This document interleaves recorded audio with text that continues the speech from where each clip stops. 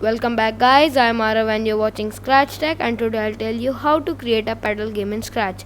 But before that, I want to show something that I have seen this and many of the people who watch my videos haven't subscribed. So if that's the case, please be sure to subscribe. So let's begin.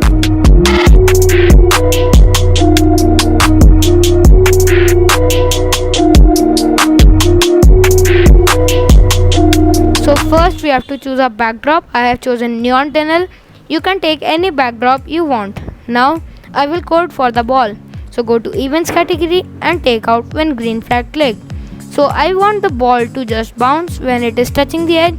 So we'll make move 10 steps in forever loop. So we'll take out move 10 steps, and from the controls category I will take out the forever.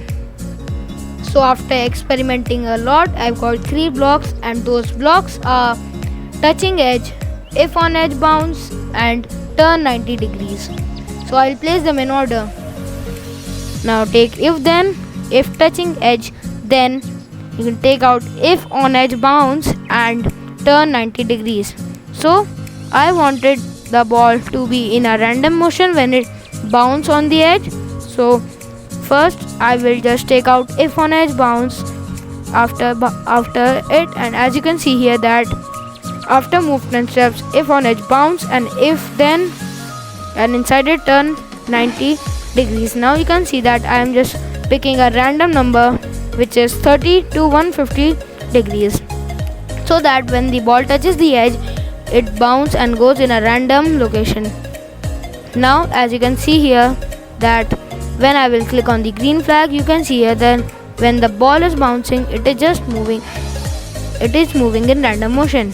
So you can just change your speed according to.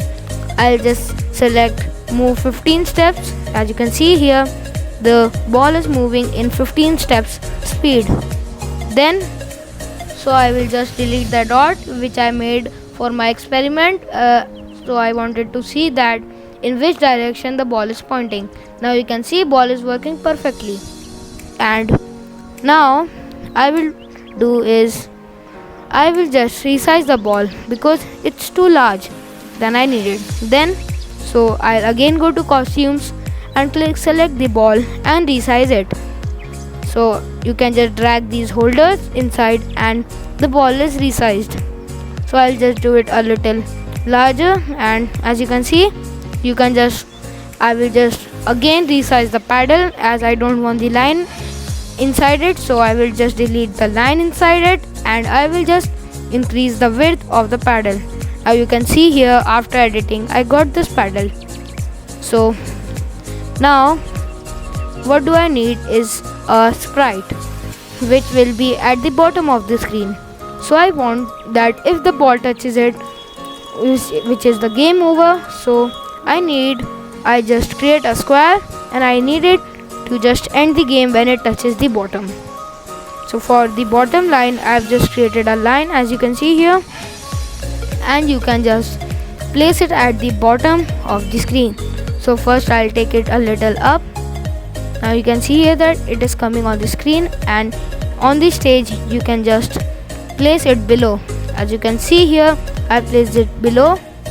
So for this video it's that much, and in the next video we'll code for the ball, paddle, and we'll make more sprites.